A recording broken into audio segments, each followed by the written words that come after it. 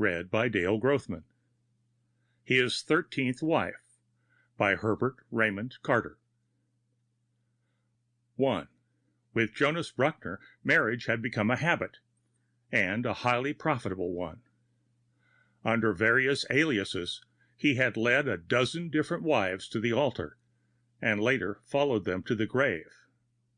In each instance, he had survived to find himself a wiser and richer man.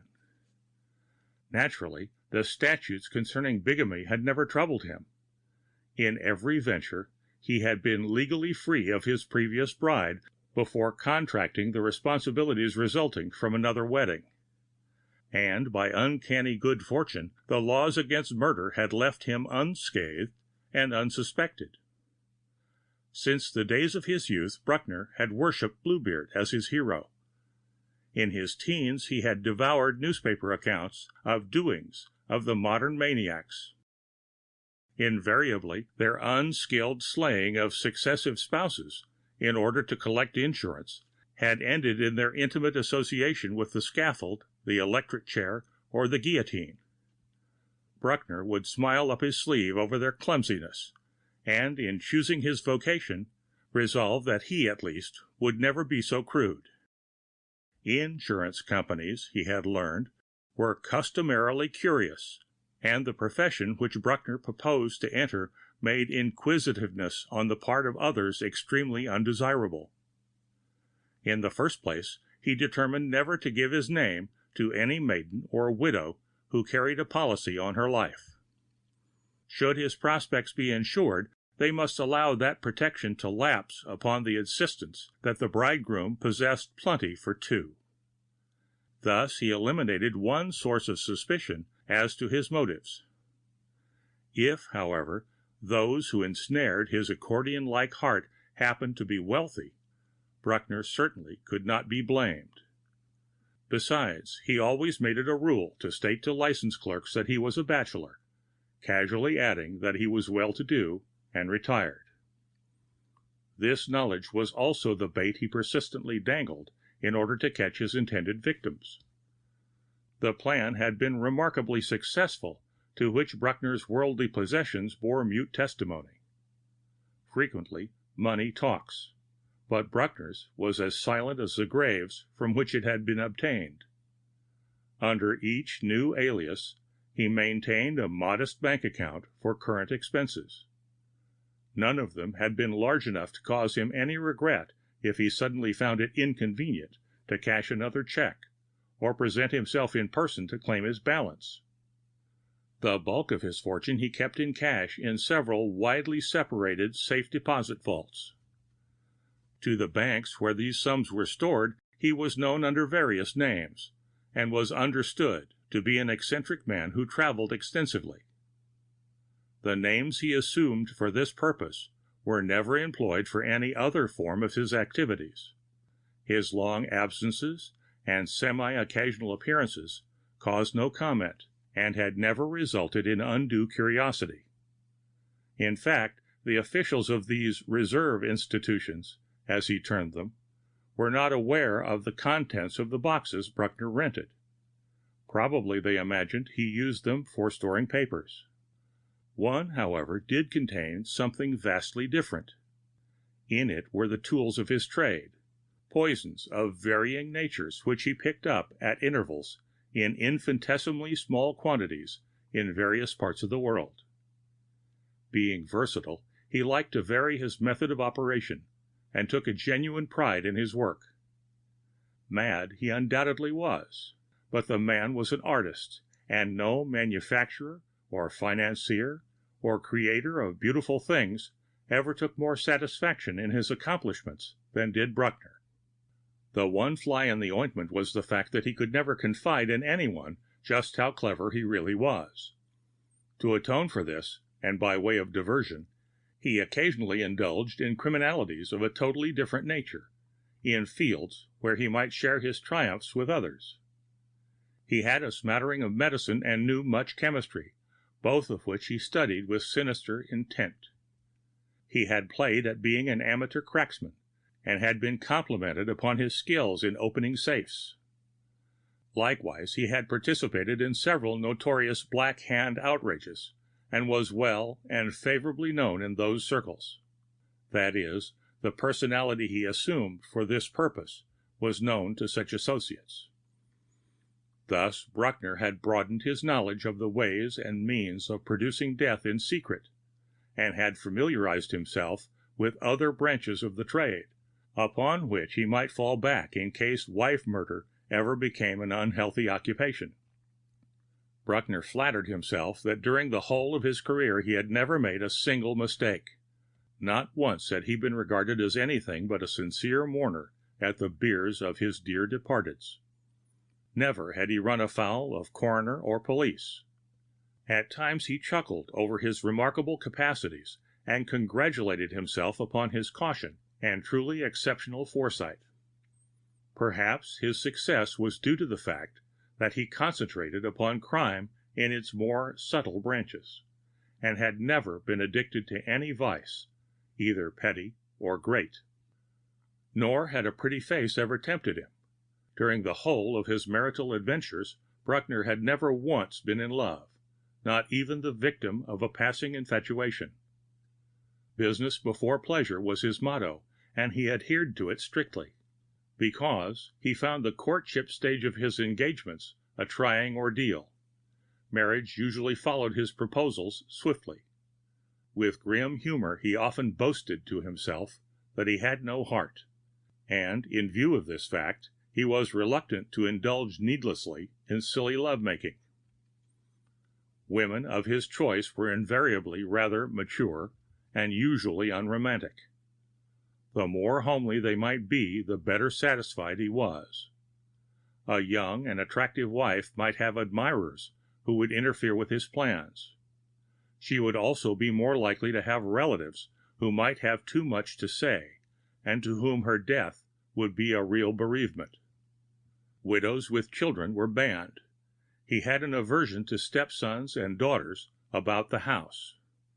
Instead, this pseudo-lonely bachelor always sought a matron similarly situated, each with a tidy sum to support them, and both desiring a quiet, comfortable home. There was method in his rule. Not only was he assured of privacy in the domicile about to be established, but he could not be accused of the unpardonable crime of marrying for money. Bruckner was both sensitive and proud. He valued the good opinion of the community, because it was an asset in his curious business. To pick out a bride of great wealth would mean additional difficulty in collecting his inheritance after the obsequious. Such details would be bound to be annoying, and Bruckner loved simplicity in this respect. A few $1,000s, always less than his own nest egg, and perhaps a small property upon which no other heirs had any claim, were to be readily gathered in without the formality of court proceedings or the advice of counsel. After each deal he cashed in his gains, opened a new bank account under a new name, and stored his net profits in one of his safety deposit boxes. This had been going on for years. It was true that such gradual means of accumulating wealth necessitated many marriages. None of his wives had lived more than 3 years after the wedding, but in no case did he cause a death under 12 months. He remained prudent rather than avaricious or hasty. He never sought a rapid denouement at the risk of personal safety. Moreover, his wives all died seemingly natural deaths, and were fittingly interred. Bruckner would not countenance anything so crude as to savor of murder. Also, Bruckner had a certain sentiment about proper burials.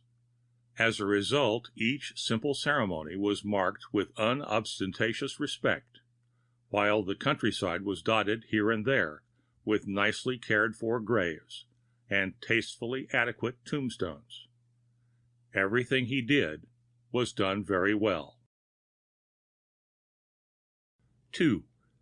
When analyzed, Bruckner's plan was as simple as it was practical and resultful. He would go to a small town and take a comfortable room at a cheap hotel or boarding house, frequented only by men. Without undue heraldry, he would announce that he was seeking a suitable place to end his days. After he had attained the age of 50, this sounded reasonable, so he discarded the various fantastic stories so successfully circulated during his youth. These had been ingenious, but rather more risky. In fact, he now looked back with concern upon the chances he had taken in connection with his first alliance, contracted when he was 20. His initial venture had culminated admirably, however, and his 4 successive ones, covering a scant 10 years, also paid him neat profits. Now, when he was installed in a new and temporary residence, Bruckner would make it a point to scrape up a speaking acquaintance with a few substantial but humble souls in the neighborhood. He never associated with those who were prominent or overly endowed with worldly goods. He could not afford to make a permanent name for himself. He was always fading out of or into a picture. He was but a passing incident in the life of each community. To his chosen cronies, he would casually state that he was a plain man without frills. He regretted that he had not settled down and taken unto himself a life companion before he had grown too old to think of matrimony. Frequently, this observation would bring forth good-natured chuckles and sly winks. Male matchmakers would pass on the word to their romance-hatching wives, and soon several no longer youthful hopefuls would begin to preen themselves and press Mr. Bruckner to drop in for tea. Reluctantly he would accept, and begin to judiciously sound out the situation. If all seemed well, he would guardedly hint of his state of mind, and eventually suggest a married partnership on the basis of mutual contribution to costs and common connubial convenience. If the proposition met with a favorable reception, and the recipient of his attention appeared pliable, the marriage would be solemnized at no distant date. When this portion of the program was over, Bruckner would bide his time before springing the climax of his little drama. There were several phases of the stage setting to be considered.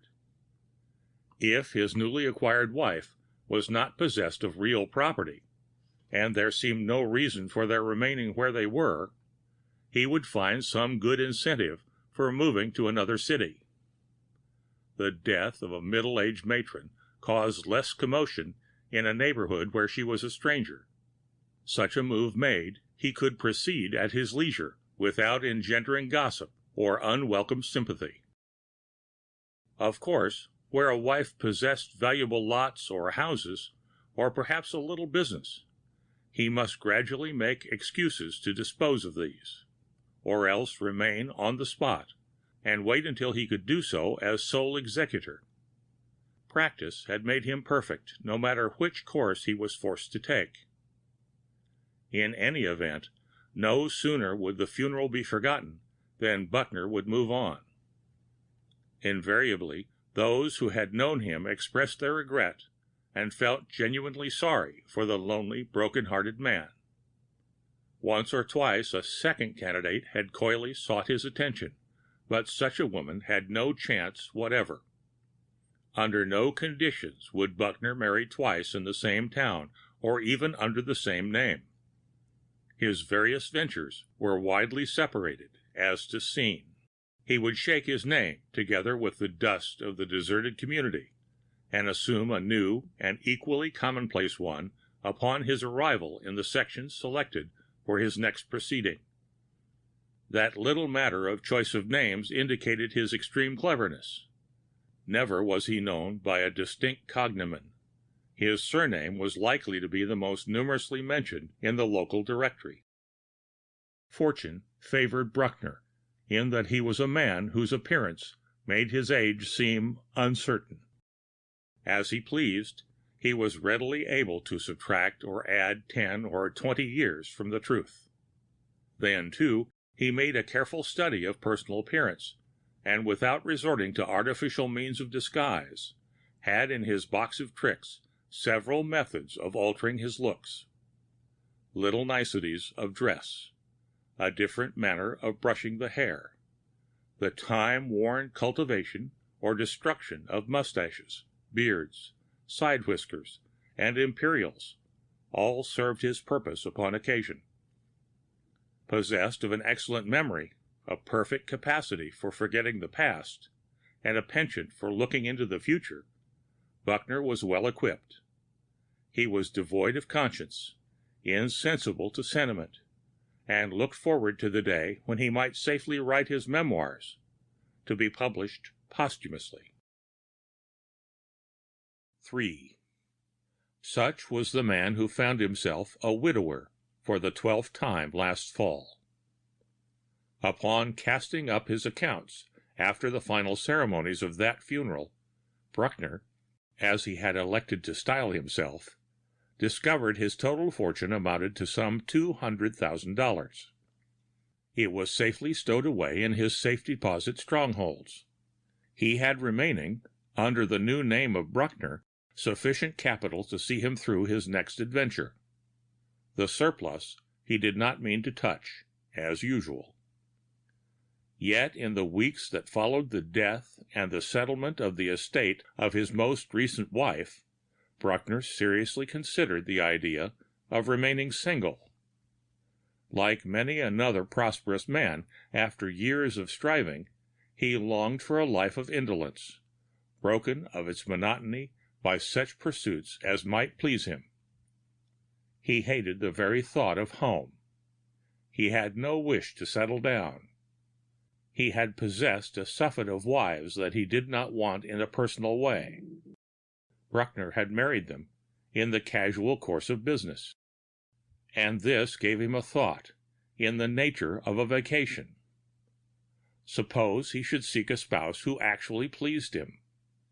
Thus far he had not experienced such a genuine pleasure. For a man married as much as he, the situation was silly. Yet Bruckner had his doubts.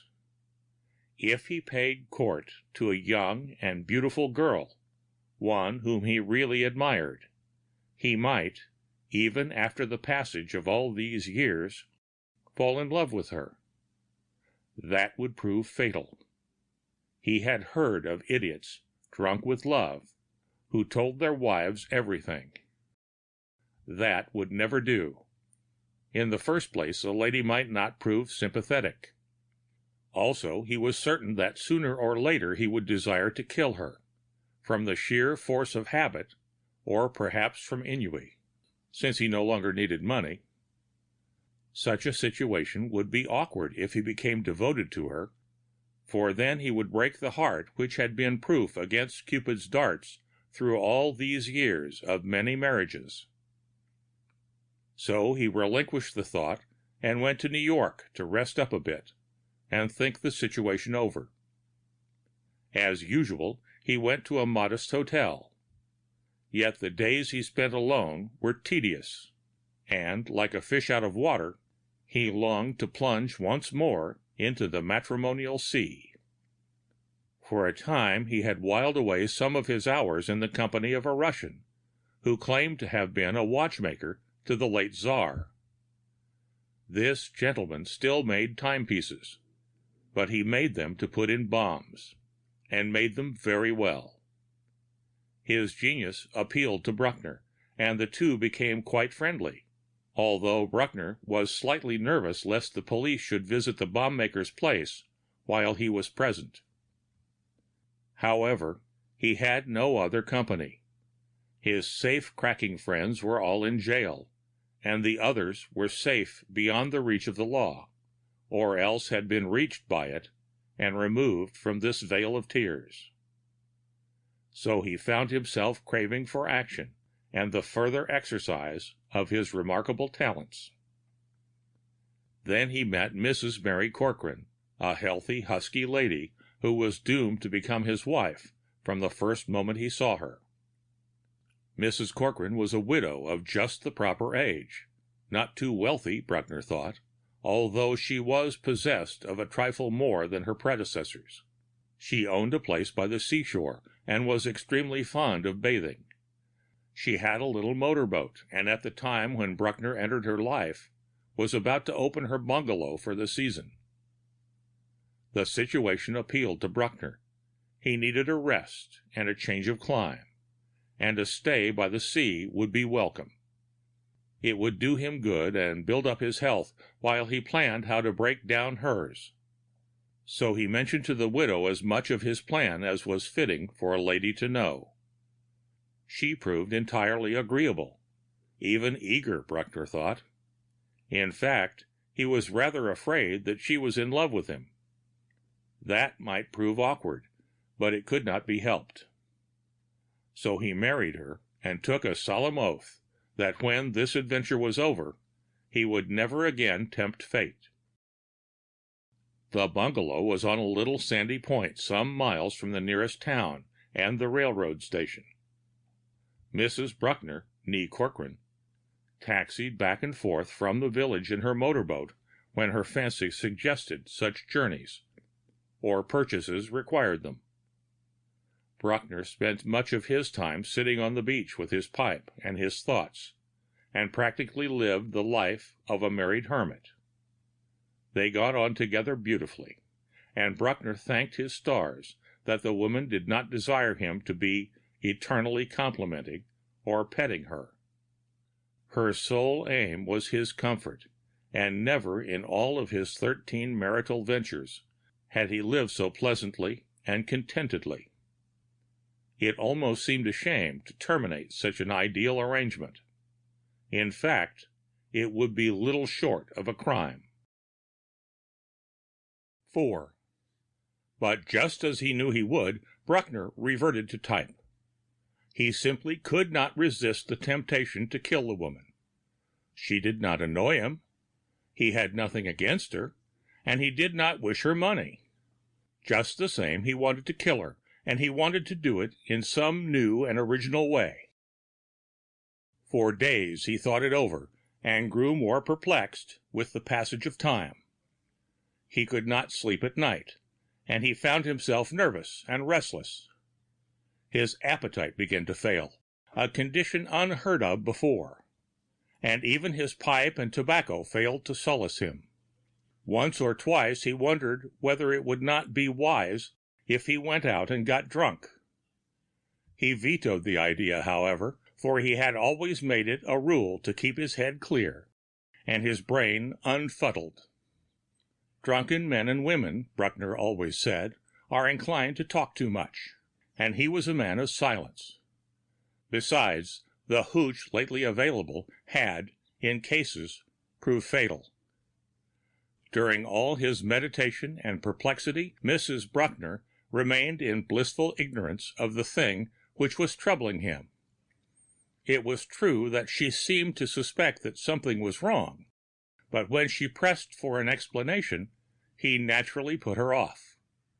She appeared to be alarmed about his health and was consistently urging him to go and consult a physician. He flatly refused and told her he had never been sick a day in his life. Of course, he knew what was the matter, and also knew very well that no physician's prescription would cure his ailment. His wife made more frequent trips to the little village, and even went to New York to bring back dainty viands to tempt his appetite. Apparently, her sole ambition in life was to prepare a dish that would tickle his palate, and Bruckner was not without some appreciation of her kindness and concern. At times he almost resolved to put away his idea and let the woman live. But impatience to have it over with, and to be at peace with the world, mastered him at last. His intentions crystallized into action on the morning when she announced her intention of going over to Calder's Point to attend a pinochle party. Bruckner never played cards, and said he would not go. However, he even urged that she indulge in this pleasant diversion. "You stay around me too much," he pressed her tenderly. "You're wearing yourself out looking after my health. Stop worrying, and have a good time while you may. I mean, while you're still young and have your health," he added, realizing that he had almost made an unfortunate slip. "All right, I will, if you really don't mind," she agreed, and explained that the party would occur on the following Monday night. She proposed to take the motorboat over, leaving at 7 o'clock, remaining for the night, and chugging back again the following morning. Bruckner was delighted. A sudden inspiration had plunged him into an ecstasy of joy. At last, like a bolt from the blue, he had hit upon a plan to do away with the woman. It was entirely possible that the thing had been done before, but it was new to Bruckner. It could not possibly savor of design, and it would happen while she was away. He would be presumed to know nothing of the accident until the heart-rending news should be brought to him. Then he would be stunned. Bruckner was a past master of registering grief, surprise, anguish. But after the funeral, he could spend the entire summer at the bungalow in undisturbed peace. He was glad that he could accomplish his purpose so early in the spring, for unlike the average man, his thoughts did not lightly turn to love in that entrancing period. The thought necessitated a visit to his friend, the clockmaker to the former Tsar. He made it, and outlined his needs minutely.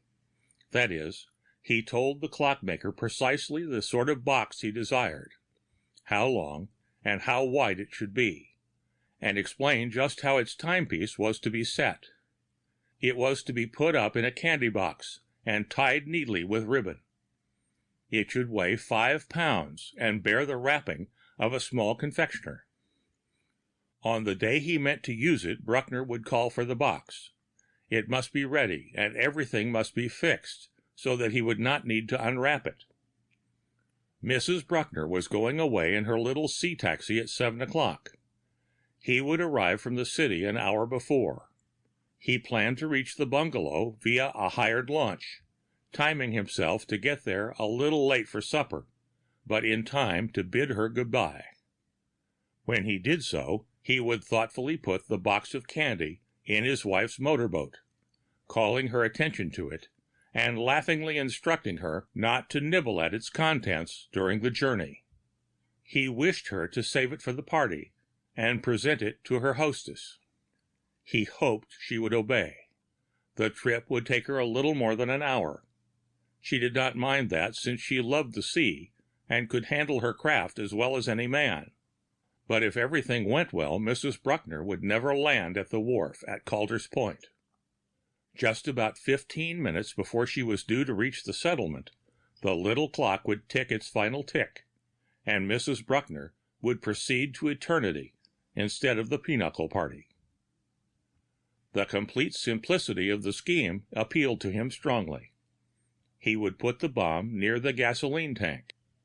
Its explosion would destroy that container, and everyone would surmise that the blowing up of the fuel store had caused the tragedy. No one but the dead woman would know about the candy box. That is, no one but the clockmaker of the Tsar. That gentleman would not be likely to speak. Secrecy was also essential to the success of his profession, and in such matters he was strictly honorable and thoroughly reliable. He need not know for whom the box was intended, and for reasons of his own he would not inquire too deeply into the matter. 5. Everything went as planned. On Monday, Mr. Bruckner announced that it would be necessary for him to go to the city in connection with some business at his broker's. He promised to return as speedily as he could, but told his wife not to wait for him if he should not be home by the time she intended to leave. That was camouflage, carefully planned. He always thought of little details like that in order to turn away suspicion from the minds of his victims. Besides, he wanted to establish an alibi and have it known that he was away all day. Moreover, he always disliked to be around his victims just before the climax of his cunning. Their very confidence and trust in him always tended to annoy him. But he knew very well that he would be back on time. Otherwise, of course, he could not place the candy box in the little launch. The clockmaker was ready for him, and the box itself was a beauty. As creditable a piece of work as Bruckner had ever seen. It did not weigh too much, nor too little, and while he was assured that the watch was perfect in its mechanism and timing, it did not give forth the slightest sound. The watchmaker beamed when he saw the look of admiration in Bruckner's eyes, and told him that he might trust the little bomb implicitly. "It is worthy to blow up a prime minister," enthused its author. "Unfortunately, these days kings are few, and trade is far from good. The war seems to have caused an unreasonable dislike for explosives on the part of my very best customers." Bruckner condoled with the little man and took his departure. He had received the professional word of the watchmaker that the bomb would not go off if he dropped it, and that it would not explode until 8:15 precisely. That was Bruckner's wish. The detonation would be heard just as the motorboat was entering the waters around Calder's Point, and would startle those on shore waiting for his wife. In all probability, the bomb would tear her to pieces and wreck the boat completely. At least, it would utterly destroy itself and the gasoline tank. That was, of course, essential, for there must be no remaining evidence, even though no clue could possibly point to him. But because the time schedule of the railroad had been changed without his knowledge, Bruckner did not arrive at the bungalow until almost 7 o'clock. It had been a narrow escape from being too late, and the incident made him nervous, yet, in a way, he thought, it was fortunate. Mrs. Bruckner was down at the landing, dressed in her best bib and tucker, and she greeted him with a smile and an inquiry as to his health.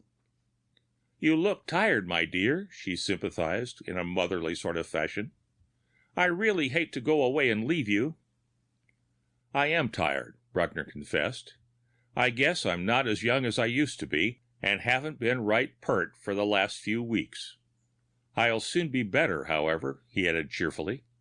"Just you go on and have a good time, and don't give a thought to me."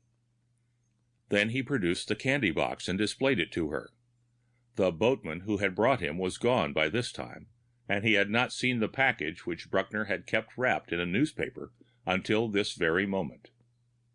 Now Mrs. Bruckner took it in her hands and plucked at the ribbon, but he shook his finger at her, as he might do to a naughty child. "Now don't be impatient or selfish," he reproved. "Keep it until you get to the party. Then offer some to the others with my compliments." "I suppose I should do that," she agreed with him. "But now I must be going. There's a light under the coffee on the stove, and your supper's on the table. You won't mind a cold snack, will you?" "No," Bruckner said, and then one flaw in his plan occurred to him. How could he make sure she would put the candy box where it would certainly destroy the gasoline tank? He could not, if he left it in her possession. Of course, it would kill her, but that was not enough. His plan must work out exactly as he had intended, and the only way to ensure this perfect success was to go along in the boat. That, in a way, was a risk, but Bruckner was equal to the situation. It required quick thinking, but he had a bright idea on the spot. "Well," he reproached himself, "if I didn't forget my tobacco! I guess I'd better go back as far as the station with you, and then get one of the public launches to bring me home. It won't take more than half an hour, and I'll eat supper later." So he took the candy box from his wife's hand and helped her into the boat. She went directly to the little engine and started it as he stepped aboard. The bomb would not blow up for about an hour.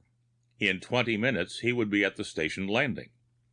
When he got out, he would put the candy box by the gasoline tank and lay a tarpaulin over it, with the explanation that he did so to keep it from being wetted by the spray.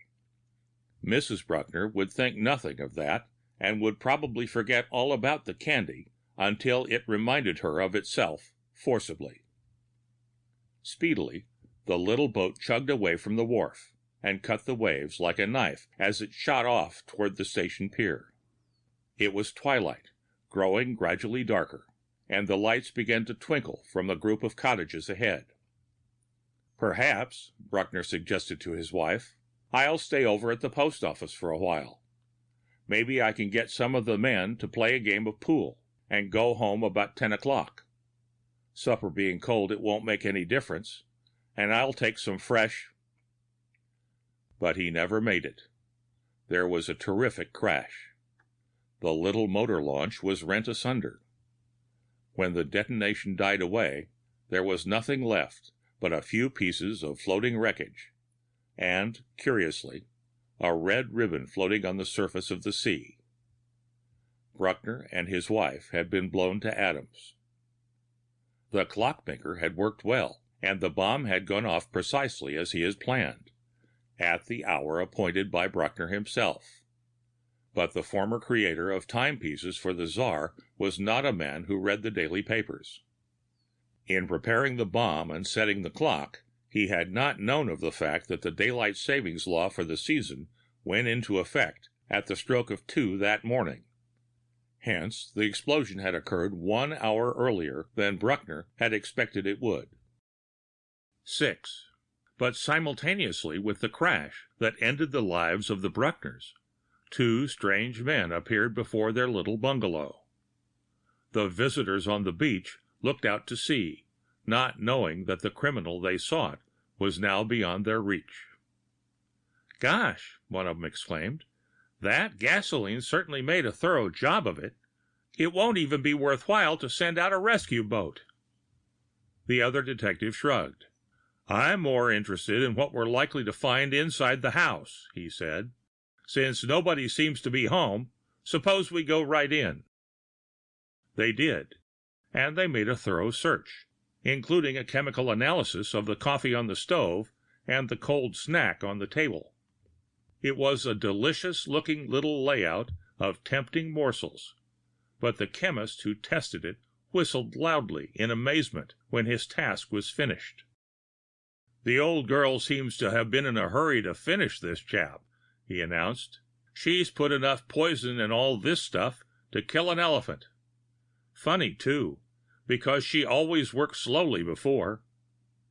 "Before?" questioned his companion. "Is she one of those fiends who marries a lot of men and murders them for their insurance?" The chemist nodded. "She was tried twice and acquitted for lack of convincing proof, but we've been watching her ever since, and her mug's in the rogues gallery under the alias of Arsenic Annie." The end of His 13th Wife by Herbert Raymond Carter.